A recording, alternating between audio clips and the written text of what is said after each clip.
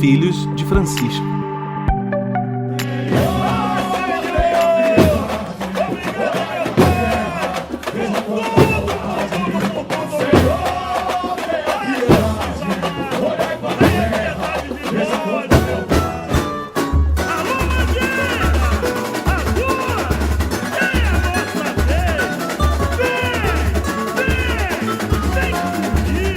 Mangueira samba, teu samba é uma reza pela força que ele tem. Mangueira, vão te metar no pecado, mas eu estou do seu lado e do lado do samba também. Bom dia, boa tarde, boa noite. É com imensa alegria que chega de volta até você, os Filhos de Francisco, podcast de quem tem Deus por pai e Francisco por paizão. Nosso objetivo é ver os dias de hoje pelos olhos da fé católica, neste tempo auspicioso da reflexão teológica de Francisco de Buenos Aires. Estamos aqui porque duvidamos do que vemos para crer no que não vemos.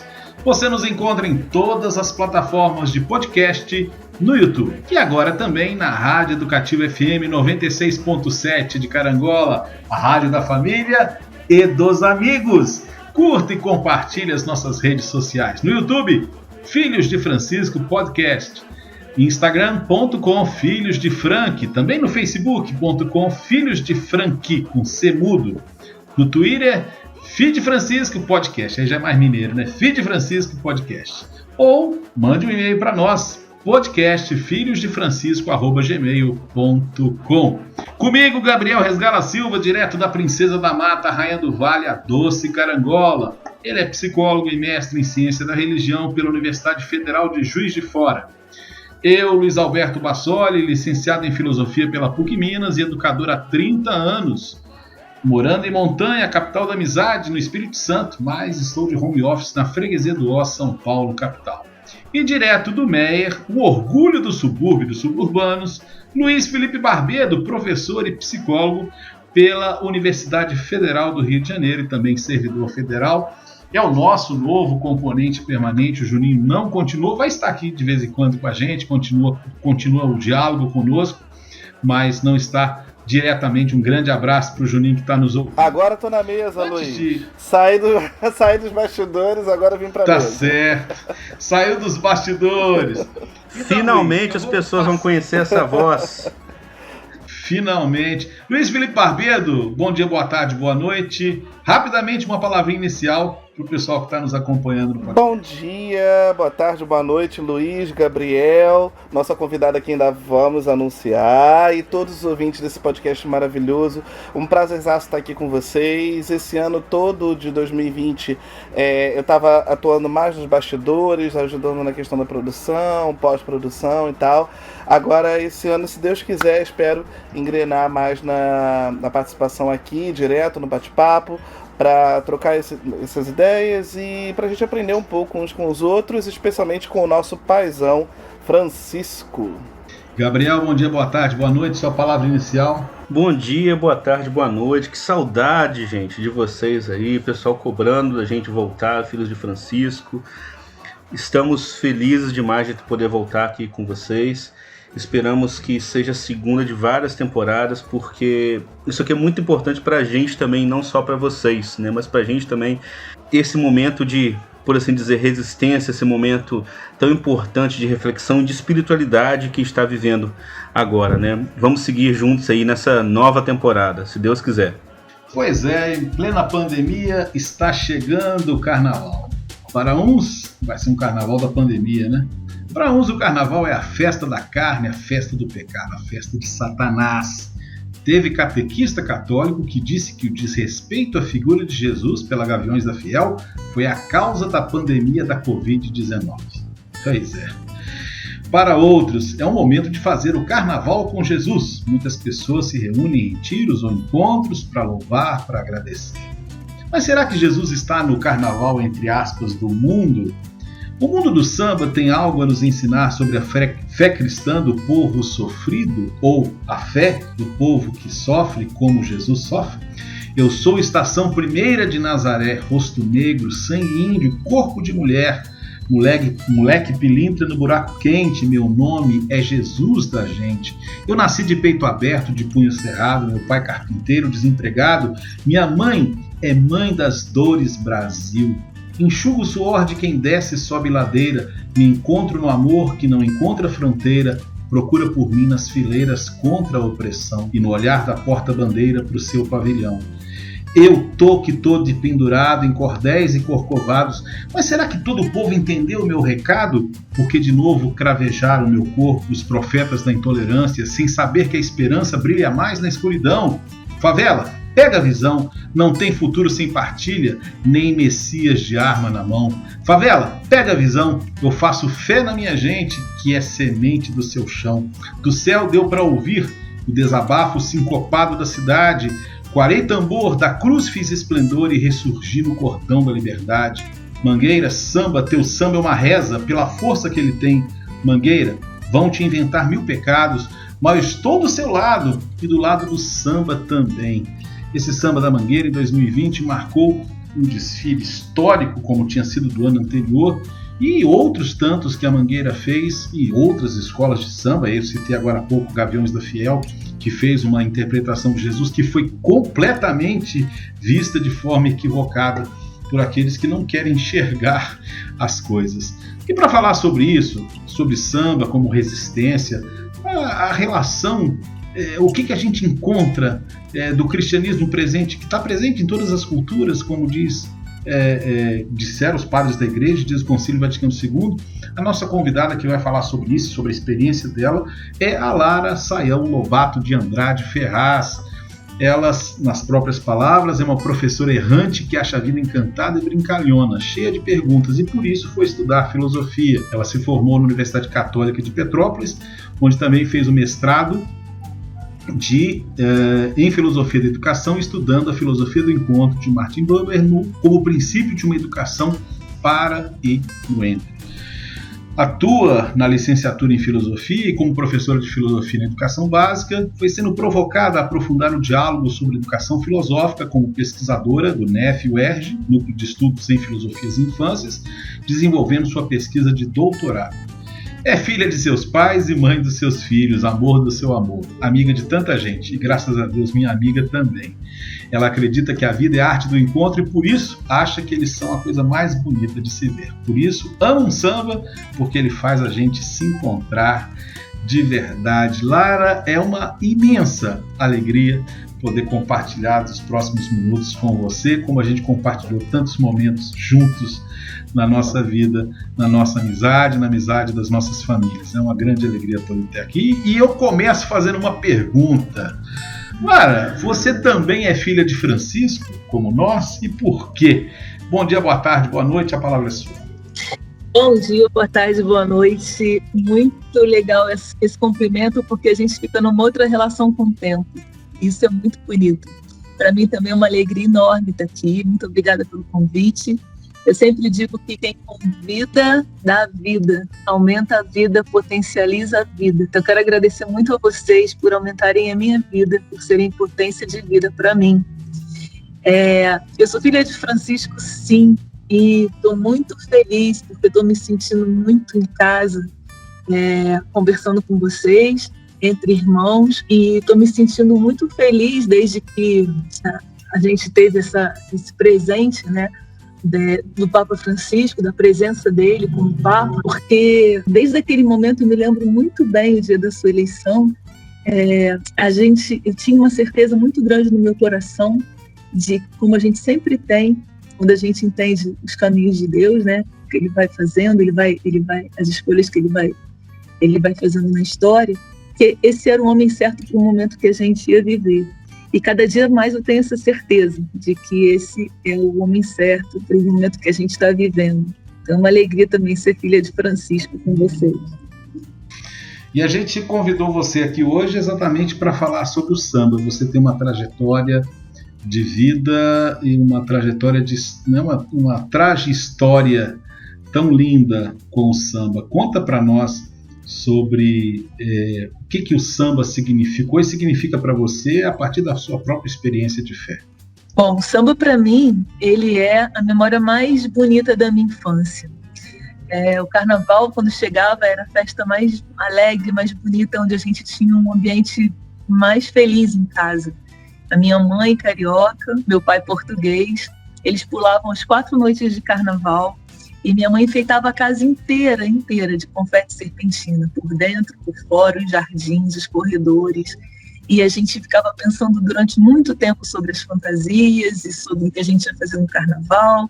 E para mim, assim, naquela minha primeira infância, essa era uma marca muito bonita de vida, de alegria, de unidade, de comunidade, de vida em família. A gente se envolvia com as pessoas da rua, né, com os vizinhos, e a gente fazia bloquinhos, e a gente brincava. Era um momento de vida em plenitude, assim. Então, para mim, acho que é a memória mais bonita que eu tenho da minha infância.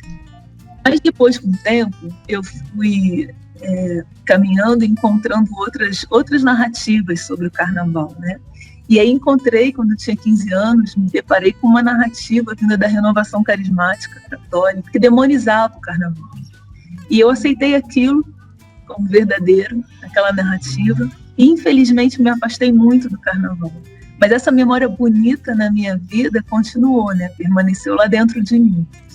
E sempre que eu ouvia falar do carnaval, das escolas de samba, né, e sabia que ia passar na televisão, aquilo me atraía, me mexia comigo como essa coisa bonita, essa beleza, esse momento de comunidade, de abraço, de felicidade que habitou a minha infância e que nunca saiu de dentro de mim.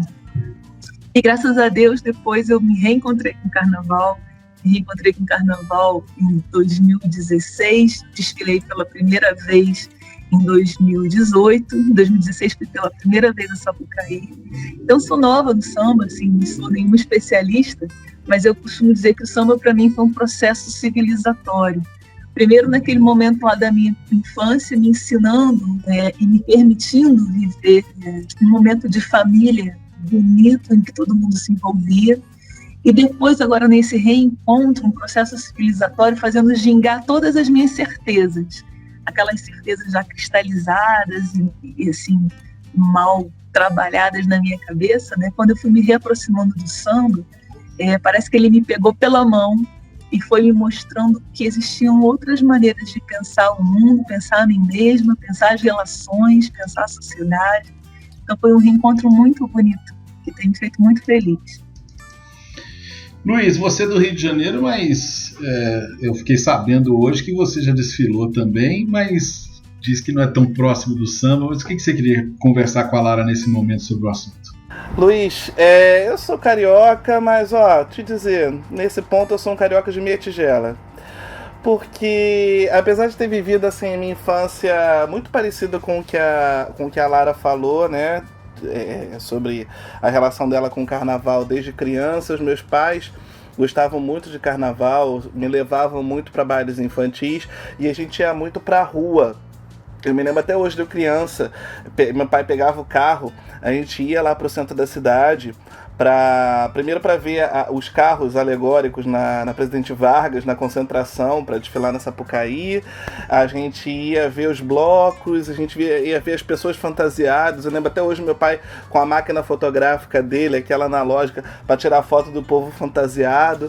Então era uma tradição da nossa família. Minha avó, que ia conosco também, ela gostava muito de carnaval. A minha família gostava muito do carnaval de rua. A gente não era muito ligado em escola de samba, a gente assistia os desfiles e tal, mas a gente não era muito ligado no universo da Sapucaí, mas a gente vivia muito o carnaval de rua. Eu só fui começar a ter mais contato com o carnaval de Sapucaí no ano retrasado, acho que não sei se foi 2018 ou 2019, que eu fui assistir o desfile pela primeira vez.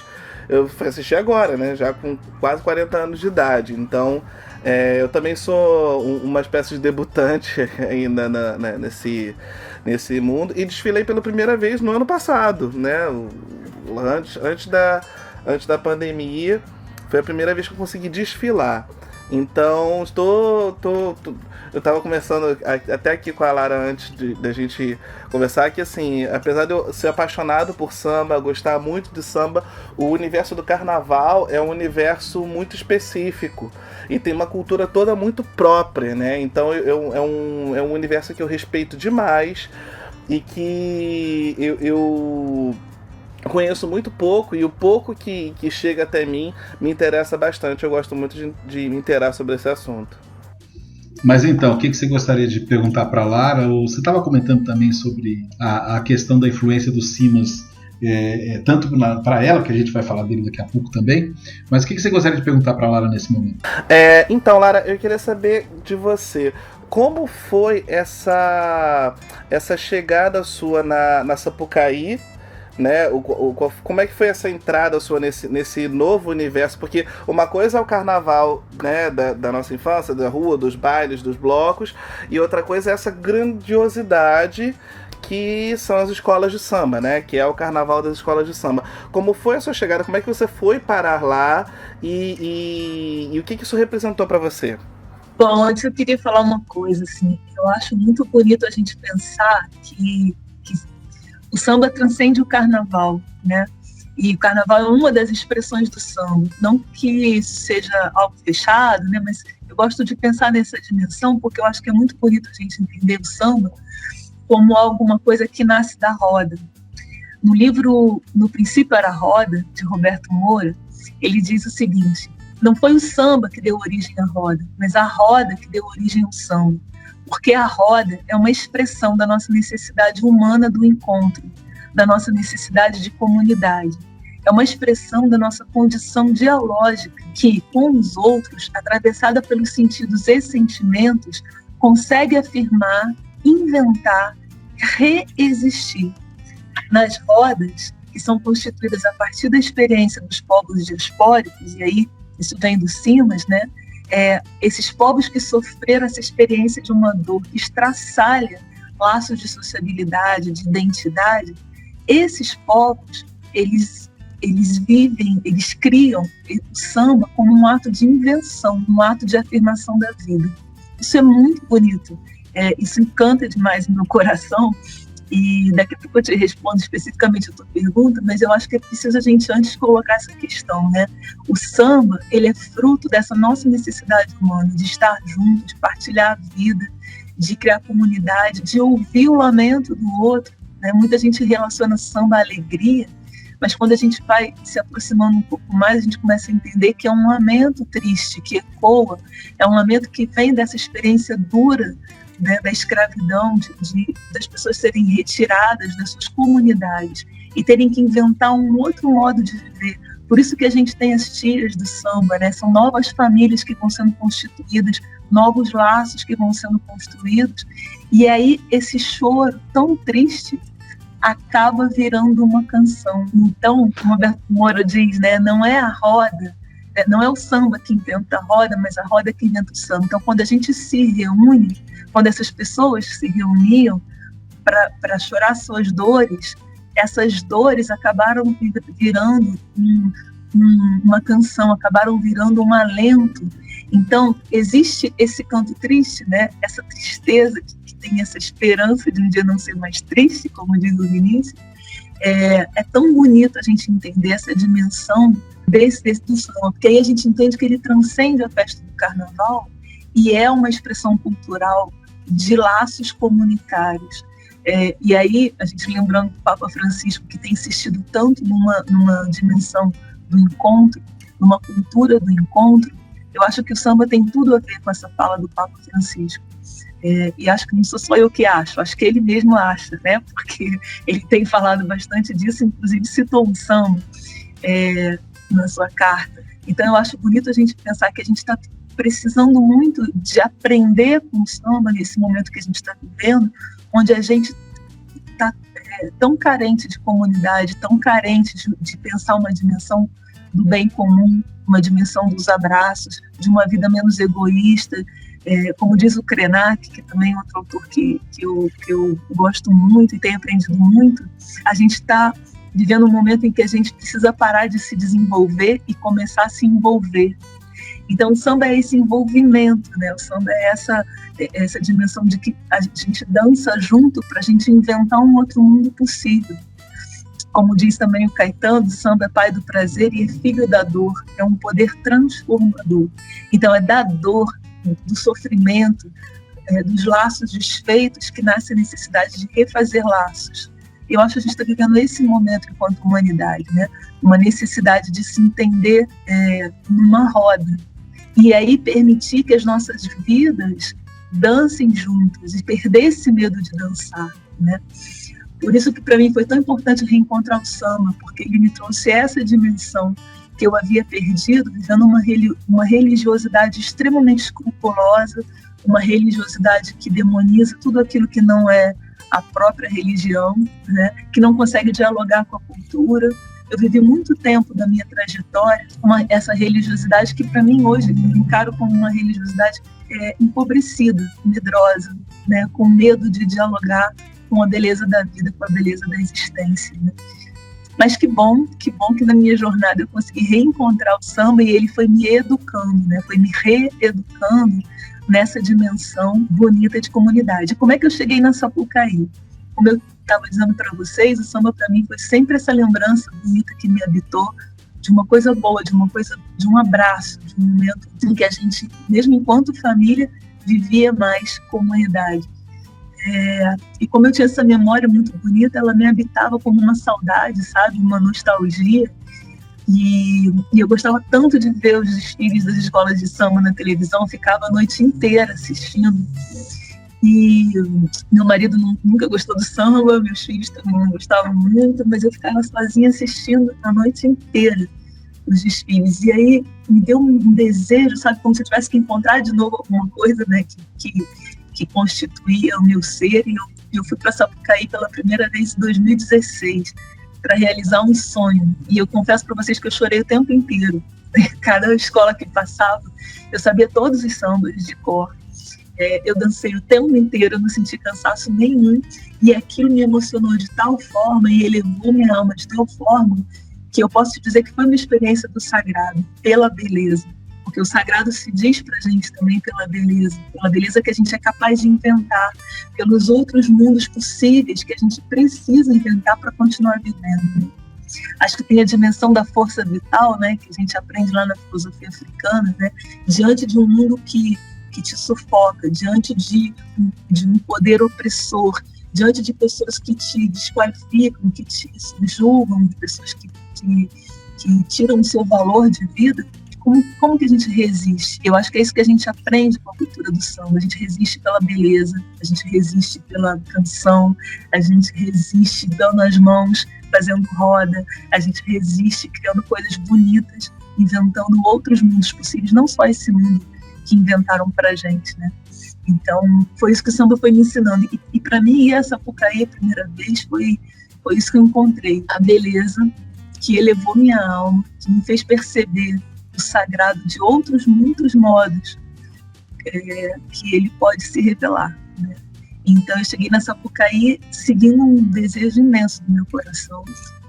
Mas na primeira vez que eu fui a Sapucaí e que tive essa experiência tão bonita, eu falei, agora eu preciso desfilar, eu preciso estar ali, eu preciso ir numa quadra de escola de samba, eu preciso me aproximar. E como eu te digo, eu não sou nenhuma conhecedora, eu sou uma amante. E eu me coloco com muita alegria nesse lugar de amante, porque o amante é aquele que deseja, não é aquele que possui. Então eu não tenho nenhuma tese, nenhum estudo acadêmico sobre o samba, mas tem um amor muito grande, e esse amor faz com que eu busque e que eu vá aprendendo, né? Assim, estou engatinhando, estou dando os primeiros passos, mas que eu vá aprendendo esses outros mundos possíveis, essas outras possibilidades de habitar o mundo que a gente habita tão desigual, tão gerador de sofrimento para tanta gente, que a gente possa habitar esse outro mundo aprendendo com esses poetas, com essas pessoas que criam beleza para conseguir resistir. É um pouco isso, assim. Cheguei nessa Sapucaí pelo desejo, sou uma amante. Gabriel, depois de 20 anos, fiquei sabendo no Twitter esses dias, você também começou a assistir Big Brother, mas eu acho que desfilar você ainda não desfilou não, né? Mas Juiz de Fora em Minas Gerais, um grande carnaval de não só de rua, mas de desfile, né? Conceituado. Além de grande, você tá sendo um pouquinho generoso. Conheço as quadras lá. Eu não vou lembrar do nome das escolas. Real Grandeza, eu conheço as escolas. Já fui em em side, escola de samba em Juiz de Fora. Mas olha só, além de você comentar sobre a sua experiência em relação ao carnaval e o samba, o que você gostaria de perguntar para a Lara nesse momento? Não, eu tô brincando porque eu faz um tempo que eu não tô em Juiz de Fora mais, mas quando eu tava lá, o carnaval infelizmente estava enfraquecendo um pouco as escolas de samba, mas o carnaval de rua de Juiz de Fora sempre foi bem movimentado, né? Assim como de muitas cidades em Minas Gerais, o carnaval de rua geralmente prevalece, né? Eu tenho uma memória de carnaval da infância também, de bailes, como vocês falaram, bailes de carnaval, que era um clima absolutamente saudável, das matinês e tal. Com o tempo foi perdendo um pouco isso aqui na minha cidade, nos lugares que eu frequentava, né, dando mais lugar ao carnaval de rua. Infelizmente, muitas vezes tomado por muita violência, né, e um clima, por assim dizer, não tão familiar, né, não tão agradável assim. Mas a minha pergunta seria o seguinte, né? A Lara contou toda a história dela de encontro e desencontro e depois um reencontro com o carnaval, com o samba. E a gente falou um pouco disso no programa sobre a Fratelli Tutti, ano passado, em que a gente começou o programa e citou muito o samba do Vinícius de Moraes, que é citado pelo Papa na encíclica, né, que é o Samba da Bênção. E esse samba, essa música, gerou um pouco de polêmica na época, porque em algumas gravações o Vinícius de Moraes citava algumas referências da Umbanda, se não me engano, do Candomblé, né? E isso, como não podia deixar de ser, gerou aquela polêmica em torno do clima, do ambiente que a gente está, né?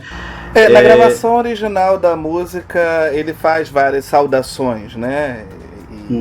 E inclusive, se você for pesquisar a letra da música na internet, a maioria dos resultados, inclusive, inclui esse texto que ele fala, né? Essas saudações que ele fala na letra da música. É parte da canção aquilo. Sim, sim. Mas aí, a minha pergunta que eu gostaria de fazer é o seguinte: a parte bonita, e eu achei muito bacana isso que você falou, Lara, da cultura do samba, como a gente pode conseguir ver o sagrado em culturas que às vezes não são as que a gente está acostumado. E se a gente for parar para reparar, a nossa cultura católica, ela tem inúmeras coisas que não tem nada a ver com a cultura de Jesus, a cultura onde o cristianismo começou. A gente absorveu inúmeras coisas da cultura greco-romana, de religiões pagãs, né, os próprios rituais que a gente tem hoje no catolicismo, a estética, as pinturas, as vestes, enfim, inúmeras coisas.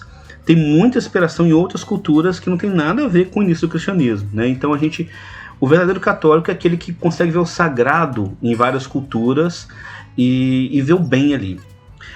E isso eu achei muito bacana na sua fala, mas eu queria só fazer uma provocação, então, no seguinte sentido. Se você, o que você conhece da cultura do samba, e do carnaval, você observaria alguma coisa que você acha assim, não, isso aqui não é cristão, isso aqui não tem a ver com nossos valores? Teria alguma coisa que você, se pudesse mudar, mudaria? Como é que você vê isso daí? Caminhando por aí, né, estudando Martin Buber e tendo ampliado essa visão de religião, inclusive é bonito que Buber fala de religião como vocação para viver e não como uma abstração. Então, a partir dessa dimensão, eu te respondo essa pergunta, se eu vejo alguma coisa não cristã no carnaval, eu te respondo essa pergunta, que eu acho que é não cristão tudo aquilo que não tem o amor como fim. E aí, a gente consegue ver atitudes não cristãs em muitos lugares que não tem o amor como fim, inclusive dentro da igreja. Então, eu acho que sempre que a gente tem essa dimensão do amor, sempre que a gente tem essa dimensão de estar plenamente buscando dar o melhor de si para viver em comunidade, a gente tem valores cristãos. Então, por isso que eu digo, quando eu penso o samba nessa dimensão da roda, da criação de comunidade, da criação de outros mundos possíveis, de mundos belos, da beleza que nos alimenta a alma, eu consigo perceber aí inúmeros valores cristãos. Mas é óbvio que onde existem pessoas, podem existir valores cristãos e valores não cristãos, né? Ou atitudes não cristãs. Mas eu acho que o que determina não é se é no carnaval, se é num ambiente religioso, cristão, ou de qualquer que seja a religião. Eu acho que o que determina é a decisão de amar. E essa decisão de amar, de criar laços verdadeiros que fortalecem, que aumentam a força vital. E aí eu acho muito bonito esse conceito de força vital, né? Tudo aquilo que potencializa a vida, tudo aquilo que permite que todas as pessoas que estão envolvidas possam ter mais força de viver, possam estar mais, ser melhor si mesmas, estar mais plenamente naquilo que estão fazendo. Tudo isso que potencializa essa força vital para todo mundo que está envolvido está inserido numa dimensão de amor. E aí é um valor humano, e aí um valor cristão. Eu não consigo ver valores cristãos naquilo que despotencializa a nossa força de vida, né? E aí a gente pode perceber isso em vários lugares, né? Na educação, tem atitudes que potencializam a vida e atitudes que tiram a força da vida. Na igreja, tem atitudes que potencializam a vida e atitudes que tiram a força da vida.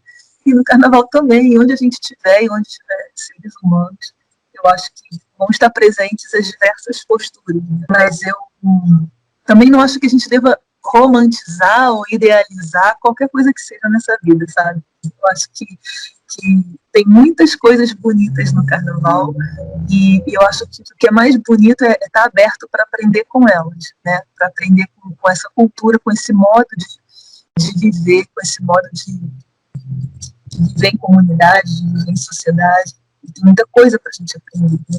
Não é à toa que se chama escola, né? As escolas de samba se chamam escolas porque elas são um reflexo de maneiras de se organizar enquanto sociedade, né? Que grupos humanos construíram, inventaram e pensaram. Perfeito. Então, Lara, eu vou até inverter a ordem das minhas perguntas aqui, porque você tocou num ponto, você já tinha falado no primeiro momento, das tias do samba, do canto que canta no meio do sofrimento e uma música triste, um lamento, né, que o samba traduz, mas ao mesmo tempo tem uma coisa que me chama muito a atenção no samba. O samba talvez seja a grande expressão na música brasileira de esperança, né, que é uma virtude teologal fundamental, né? A gente fala muito do amor e da fé e às vezes esquece da esperança. Eu estava, infelizmente, eu assisti um mega lindo, maravilhoso documentário esses dias. Já é um documentário, deve ter seus 10, 15 anos, Uma Noite em 67, em que apresenta o Festival da Record, onde foi cantado Roda Viva, foi cantado Ponteio, que foi a vencedora da noite, Alegria, Alegria, Domingo no Parque. Quer dizer, você assiste um documentário daquele, de uma noite onde essas músicas foram cantadas, inclusive o Roberto Carlos cantando samba, né? Chega a ser uma coisa assustadora de ver, isso é uma opinião pessoal minha e ninguém é obrigado a concordar, de como a música brasileira também, a música brasileira chegou num fundo de poço e está perto do pré-sal daqui a pouco, quando a grande expressão se faz através de um formato independente. O formato em si não é o problema, o sertanejo universitário em si não é o problema, a forma, né? Não se demoniza o ritmo, mas a minha crítica, como tenho críticas em relação a alguns outros formatos também, mas no caso especialmente o sertanejo universitário que está aí no rádio bombando, na mídia, e inclusive nas mídias políticas, né? Com atuação política importante para o mal do Brasil do dia de hoje. Esse sertanejo universitário ele transmite muito a questão da cornidão, a questão da mulher como propriedade, um patriarcalismo que faz parte da nossa cultura. E o samba, por sua vez, eu citei o documentário Uma Noite em 67 por uma questão mais ampla, mas o samba para mim é uma grande expressão de esperança, um grande canto de esperança. Como é que você observou isso assim mais enfronhado, né, dentro desse campo, mesmo como amante, como você falou? Como é que você percebe isso, esse povo sofrido, como o Samba da Mangueira que eu citei agora há pouco, que canta no seu samba a esperança da vida? Bom, vocês já devem ter escutado muitas vezes, eu já ouvi inúmeras vezes, né, aquelas pessoas chatas de plantão que dizem assim: não entendo o Brasil, por isso que ele não vai para frente, as pessoas fazem carnaval, tá tudo mal, sem emprego, as coisas estão difíceis e as pessoas não desistem do carnaval, né? Eu já ouvi essas críticas muitas vezes de muitas pessoas. E eu vim aprendendo nesse tempo, né? E também com Simas, que é uma expressão que ele repete muito, né? Para quem não conhece, Simas é um grande historiador, um historiador da vida, né? Das culturas populares do Rio de Janeiro. Simas, ele diz o seguinte: a gente não canta porque está tudo bem. Justamente porque não está tudo bem que a gente precisa cantar. Quando a gente inverte essa lógica, né? A gente começa a perceber, e aí eu fui ampliando essa reflexão, e a gente começa a perceber o poder da música, né? O poder da música como essa expressão de sobrevivência, de busca por essa força vital mesmo, que eu estava falando antes, né? E aí eu acho que todas as expressões artísticas, elas são isso, né? Elas são essa busca para a gente conseguir resistir em meio a uma realidade pesada, uma realidade difícil, né? Aquele famoso axioma, né? A gente precisa da arte para não morrer de realidade. E aí eu acho que é muito importante a gente trazer essa dimensão do samba, porque não que o samba seja a única expressão dessa dimensão humana de esperança. Acho que a arte, de modo geral, ela é isso, né? A resistência pela beleza, a resistência pela invenção, pela criação. Max Scheler tem também um trecho muito bom no livro sobre antropologia, que ele diz o seguinte: o homem é o ser que é capaz de dizer não à realidade. A realidade se impõe de um jeito e o ser humano é capaz de dizer não quero que você seja assim, você pode ser de outro jeito. E eu vejo muito isso na perspectiva do samba, né, por essa criação da beleza, da resistência da música. E quando você vai estudar as histórias, né, o Samba da Mangueira para o próximo carnaval, que não sabemos quando vai ser, é lindo, porque o enredo da Mangueira, porque traz Angenor, José e Laurindo, né? Na verdade são Cartola, Jamelão e Delegado, mas o Leandro Vieira, o carnavalesco, ele propõe Angenor, José e Laurindo. Por quê? Porque as pessoas comuns que buscam pela beleza do seu canto, pela beleza da sua poesia, pela beleza da sua dança, dizer não a uma realidade que se impõe, como dura, como difícil, a partir da sua expressão, da expressão da sua capacidade artística, da sua dimensão de beleza, de criação, de invenção. Então, nesse sentido, tem tudo a ver com esperança mesmo, né? Tem tudo a ver com essa perspectiva que a gente precisa alimentar e que não é uma coisa piegas, não é uma coisa que tem só a ver com uma ilusão no sentido negativo do termo, mas com essa capacidade de criação. E aí, nesse sentido, eu acho que nos aproximamos muito dessa dimensão de co-criadores, né? Porque não é porque a realidade está dada que ela precisa ser do jeito que ela é, né? Eu acho que toda a discussão sobre ética, e aí, como professora de filosofia, já convidei os alunos para essa discussão inúmeras vezes, a ética existe justamente para a gente pensar como poderia ser, não necessariamente como é, não é? Ou seja, esse ethos, essa capacidade de criar, e eu gosto muito de remeter ao conceito do termo ethos, né, o que sustenta a casa, né, o esteio da casa, ethos no grego, é a gente pensar modos de sustentar essa comunidade, de sustentar esse mundo, de fazer com que esse mundo possa continuar existindo, que ele possa ser melhor. Esse é um esforço humano, e que esse esforço humano ele é muito potencializado pela arte, pela música, né?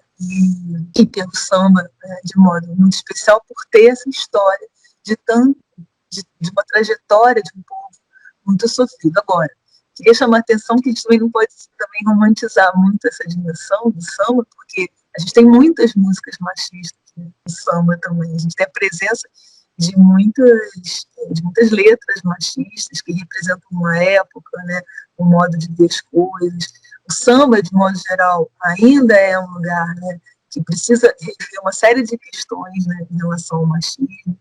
Então, eu acho que a gente não pode simplesmente dizer que é o samba o representante de uma esperança. Eu acho que é a arte, de modo geral, né? E o samba tem essa dimensão. É porque o samba é o reflexo de uma cultura, né? E a cultura não é moral, né? Não existe, a cultura não é certa e errada. A cultura reflete o que há de certo e o que há de errado no comportamento daquele grupo, né? Daquela sociedade. Então, da mesma forma que o samba, o funk ou o rock, né? Por exemplo, né, quando surgiu e tal, esses gêneros eles surgem trazendo o que há de melhor e o que há de pior dentro daquele grupo, porque é uma manifestação espontânea e autêntica, né? A avaliação, o julgamento, né? A crítica é um momento posterior. É válida, né? É importante que haja, mas é um passo a posteriori. Né? Exatamente. Mas isso que eu quis dizer é no sentido de que não apenas o samba, né, é a expressão dessa esperança, né, dessa dimensão da esperança humana. Acho que é a arte, de modo geral. Né? Você quer continuar, Luiz? Pode fazer a sua pergunta. Não, era só um complemento dessa ideia, assim, né? É uma visão muito restrita, né? Avaliar um movimento cultural dentro dos moldes de um moralismo, né? Seja um moralismo conservador ou mesmo um moralismo progressista, porque hoje em dia a gente tem isso, né?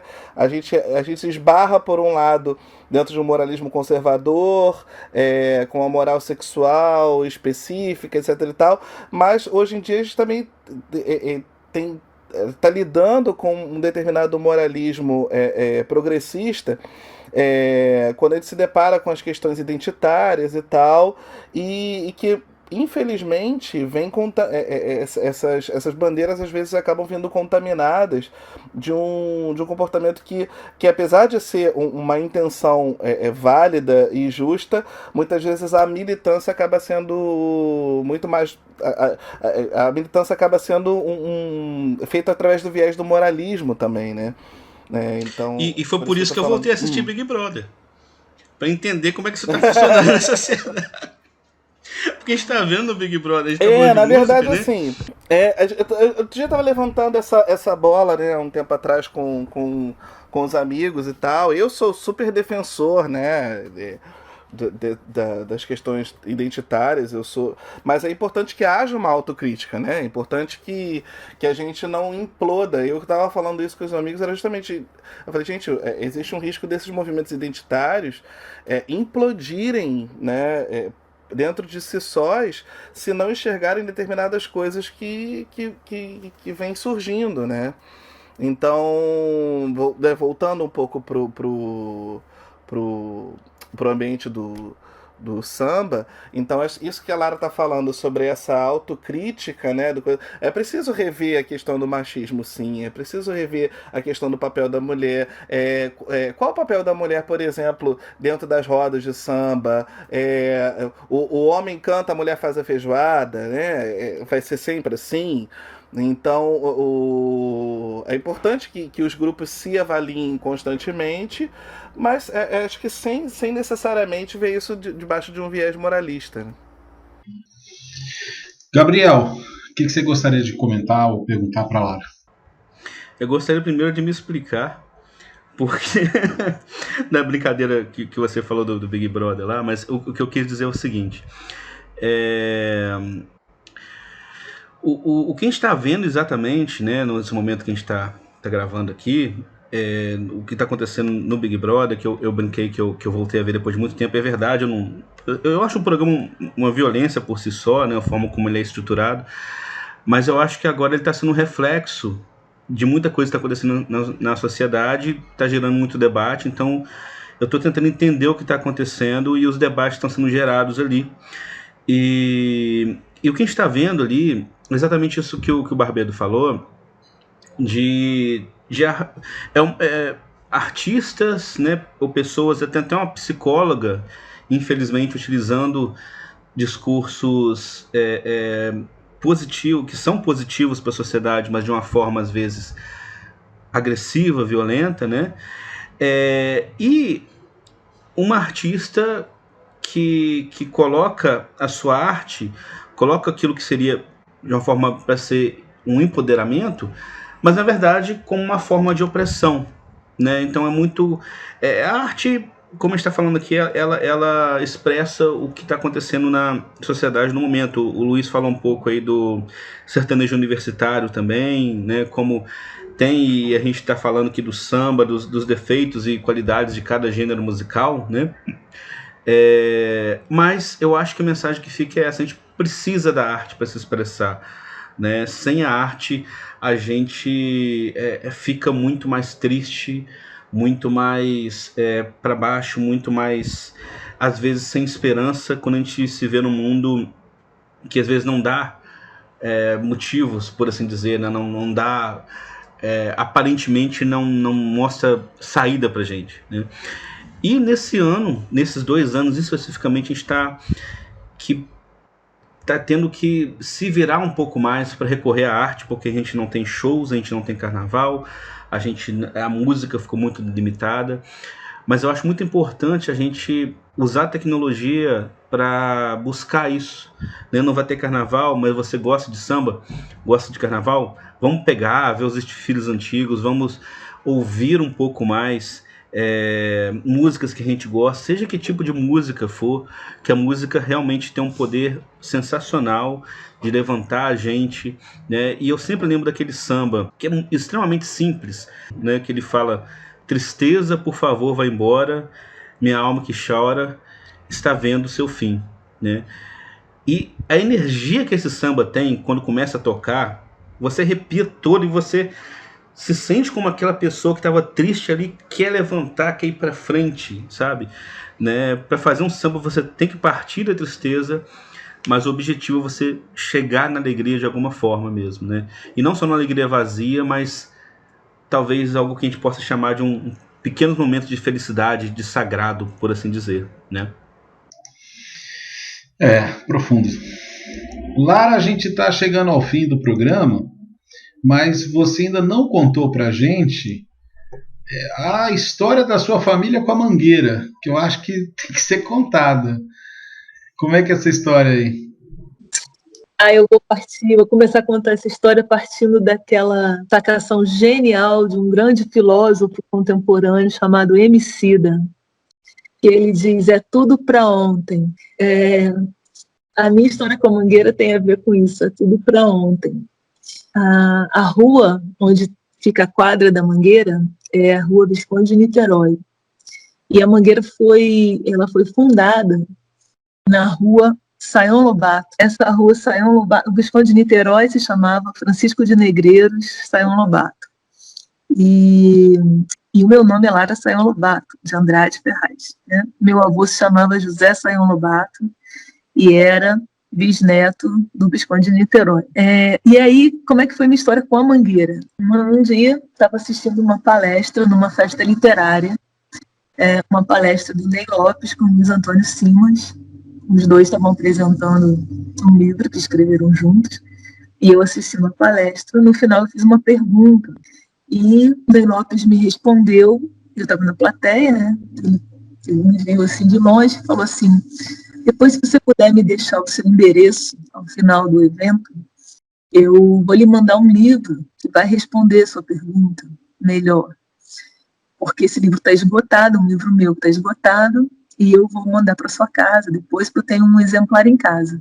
E eu fiquei toda feliz, escrevi num papelzinho meu nome, Lara Sayão Lobato, de Andrade Ferraz, o endereço, entreguei a Ney Lopes. O livro chegou na minha casa uma semana depois, e já na dedicatória vinha escrito: Salve Viscondessa de Niterói, Rainha da Mangueira. Quando eu li aquilo, eu sabia da história da minha família com a Mangueira, né? Mas eu achei muito Que ótimo isso. Eu achei muito engraçado, né? E é lógico que o Ney Lopes sabia, porque ele é um profundo conhecedor da história do Rio de Janeiro, né? E aí eu achei muito engraçado ele me chamando assim. Ele disse: depois ele, no e-mail, ele disse: você precisa conhecer a Mangueira, você é mangueirense. E eu sempre fui apaixonada pela Portela, né? Sempre achei que a minha escola do coração era Portela. Mas a partir dessa fala, né, do Ney Lopes, dessas brincadeiras, ele só começou a me chamar a partir daí de Viscondessa de Niterói. Ele me apresentou para Marília Trindade, que é a historiadora da Mangueira, que é quem escreveu a biografia do Cartola, a biografia da Mangueira, Fala Mangueira, né? e várias outras biografias de sambistas, e nós nos tornamos amigos. Ele me apresentou a ela como Viscondessa de Niterói. E para quem escreveu a biografia da Mangueira e do Cartola, e sempre ouviu esse nome, né, Rua Sayão Lobato, Visconde de Niterói, né, ela começou a me aproximar da Mangueira, me convidou para participar do departamento cultural da Mangueira, e começou a me aproximar. Eu comecei a frequentar a quadra, e teve o lançamento do filme Fevereiros também, que no Festival de Cinema do Rio, que meu filho trabalha no Festival de Cinema. É um livro sobre Maria Bethânia e a Mangueira. E aí eu fui com a Marília Trindade Barbosa, e foi muito interessante esse dia, porque tinham várias pessoas da Mangueira, assim, da velha guarda, e ela foi me apresentando como Lara Sayão Lobato, e as pessoas falavam: eu nasci nessa rua.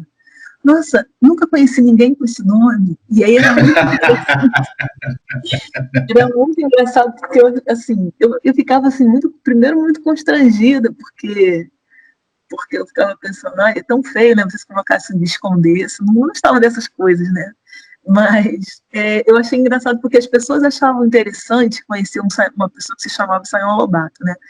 Quando eu conheci o Nelson Sargento, também no aniversário dele de 95 anos, ele falou a mesma coisa para mim. A Marília me apresentou a ele, e ele falou: nossa, mas você é uma Sayão Lobato? Então, assim, para quem também nasceu naquela comunidade que passa pela Travessa Sayão Lobato, né, que é o Buraco Quente, né, as pessoas achavam assim o máximo conhecer alguém com esse nome. Mas pensando por um outro lado, e aí, por isso que eu comecei dizendo é tudo para ontem, eu gostei muito, fiquei muito feliz quando fui convidada para trabalhar na Mangueira, né, no Departamento Cultural, para ajudar de alguma forma, colaborar, e tenho aí muitos projetos, né, espero que eles se concretizem, estavam todos para começar esse ano, né, mas agora estão aguardando, porque eu fico pensando que é bonito alguém que se chama Sayão Lobato, porque aquele morro era do Visconde de Niterói, que ele ganhou de presente do imperador. Ele era ministro da Justiça na época, mais ou menos por volta de 1860, assim, ele ganhou aquele morro de presente, aquelas terras todas, né? E depois, Pedro Ernesto, o prefeito Pedro Ernesto, quando prefeito, ele desapropriou, né, a família, e deu de presente, né, deu a posse, né, das terras para a comunidade da Mangueira, que foi certíssimo, né? Mas, assim, pensando por um outro lado, eu acho bonito que eu tenha hoje uma oportunidade de alguma forma contribuir, ajudar, né, trabalhar pela comunidade, pela escola, porque eu acho que é tudo para ontem, assim, no sentido um pouco de uma reparação. Os verdadeiros reis, os verdadeiros viscondes e nobres são o povo da comunidade, né? São a Cartola e todas essas pessoas que a gente reverencia, né? E aí eu fico muito feliz de poder me aproximar dessa comunidade, de conhecer de alguma forma, para aprender, para trabalhar, para me colocar a serviço de alguma forma na escola da comunidade. Que acho que tem alguma coisa aí que é para ontem, como diz o Emicida, né? Está na história dessa família, né? Então, eu fiquei muito feliz e emocionada, primeira vez que eu desfilei na Mangueira, porque era um sonho da minha avó, por causa dessa relação, né, da família com a comunidade, com o morro. A minha avó sempre quis desfilar na Mangueira, nunca realizou esse sonho, minha mãe também nunca realizou esse sonho, e a primeira vez que eu desfilei na Mangueira, eu e meu irmão, levei meu irmão, que é mangueirense, a gente, quando pisou na Sapucaí, a gente olhou para o céu e falou: mãe, é para você, vó, é para você. E eu acho muito bonito isso, que também é uma outra relação bonita que eu aprendi na Igreja Católica e, infelizmente, é esquecida às vezes, né? Que é essa comunhão que existe entre a gente que está aqui e as pessoas que já se foram, né? Então, eu acho que a gente, mesmo elas já tendo partido, a gente realiza coisas na nossa vida hoje para elas, por elas, para alegrá-las, né? Então, eu vejo que toda essa minha aproximação com a Mangueira não é só para mim, é para minha avó, é para minha mãe, é para meu avô, para todas essas pessoas que me antecederam na minha família, que eu acho que estão felizes de eu estar mais próxima aí dessa comunidade, dessa história toda. Muito emocionante esse episódio, o samba, o canto da resistência na terra das pandemias, com a Viscontessa de Niterói, Lara Saião. Olha só, e eu nem sabia disso, gente. Estamos cada vez mais importantes aqui. Temos uma convidada nobre. Samuel vai ficar feliz demais. Nobre é Cartola. Não, na verdade eu concordo mais com o Cazuza, né? Cartola não existiu, foi um sonho bonito que a gente teve. Ótimo isso. Eu quero agradecer a sua participação. Nosso tempo está terminando. Luiz Felipe, Gabriel, para não dizer que eu não deixei vocês falarem, dou 1 minuto para cada um para encerrar. Não, depois de toda essa aula, né, literalmente, que a gente ouviu, é pena que o tempo ficou muito curto, né? É legal ver que quando o conhecimento é grande e o papo é gostoso, o tempo fica curto, né? A gente relativiza, a gente vê como o tempo é relativo, né? Diante de situações como essa. É uma pena que, né, a gente não tenha como prolongar mais ainda mais, mas eu queria até já fazer um pedido, né, para Lara, para a gente conversar um pouco mais nas redes e tal. Acabei de te adicionar no Facebook, espero que para a gente conversar um pouco mais, que eu gosto muito desse tema. Eu acompanho, por exemplo, a gente falou do Simas, né? Eu não sei se a gente apresentou ele no início, mas é o Luiz Antônio Simas, um grande pesquisador, um grande pensador sobre a questão da cultura, da negritude. Ele fala muito sobre futebol também, então é um cara que eu sigo demais, com quem eu aprendo muito. Então tudo que é relativo à cultura e à cultura brasileira, para mim, me interessa muito. Então eu gostaria de cada vez mais estar aprendendo e conhecendo mais sobre aquilo que nos forma. É uma coisa que eu converso muito com meus alunos, né? Eu sou professor de português, que eu falo muito assim, a gente precisa entender aquilo que nos faz gente, né? E a língua é uma das coisas que nos forma, uma das coisas que forma o nosso pensamento, e quando a gente domina a língua, a gente domina a gente mesmo, né? Dominar a língua significa ser livre. E a cultura e a língua não são dissociadas, né? A cultura é um dos aspectos a língua é um dos aspectos da cultura. Então, sempre que eu falo com eles, eu falo, quando você vai fazer um curso de inglês, você não vai aprender muito da cultura, né, norte-americana, da cultura inglesa. Quando você faz um curso italiano, você vai aprender muito da cultura da Itália, e assim por diante. É inevitável que quando você vai aprender uma língua, você precise respirar a cultura que formou aquela língua, né? Então, tudo que é relativo à cultura brasileira, a mim me interessa muito. Eu agradeço muito essa minha estreia aqui na mesa de uma maneira tão profunda e gloriosa. E nobre. Muito nobre. Eu queria aproveitar e recomendar, Luiz, o podcast do Simas, Encruzilhadas, com a jornalista Gabriela Moreira, em que ele fala do Rio de Janeiro. É espetacular.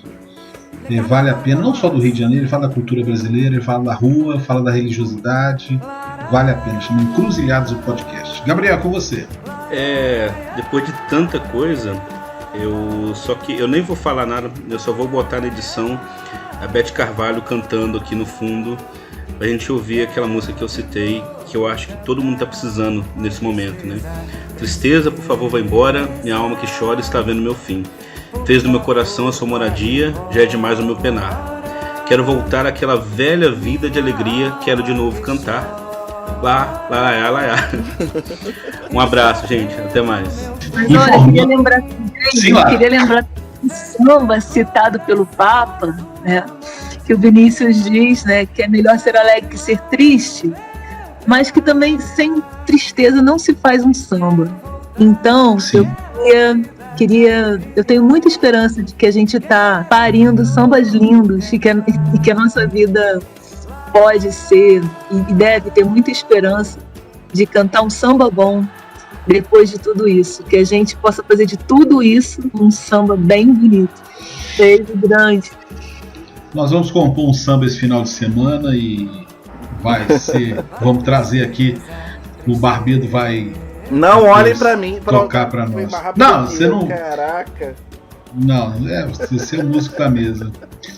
Bom, informando aos nossos queridos ouvintes do podcast, que agora nós vamos ter edições quinzenais e lives quinzenais. Então, essa semana você ouviu o podcast, semana que vem a live, você acompanha as informações sobre as lives nas nossas redes sociais direitinho, porque nós queremos que você comente conosco, que participe conosco. A live é muito importante pela sua participação, você que é nosso ouvinte. E você nos encontra em todas as plataformas de podcast, no YouTube e também na Rádio Educativa FM de Carangola 96.7, a rádio da família e dos amigos. Ouça os episódios da temporada passada, você pode ouvir todos eles e siga a gente nas plataformas de podcast.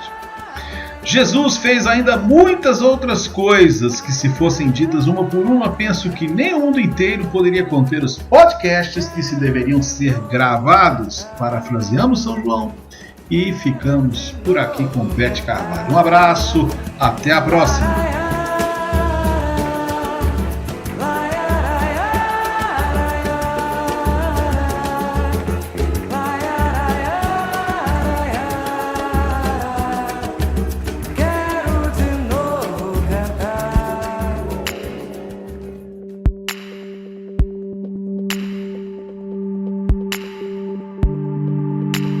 Filhos de Francisco.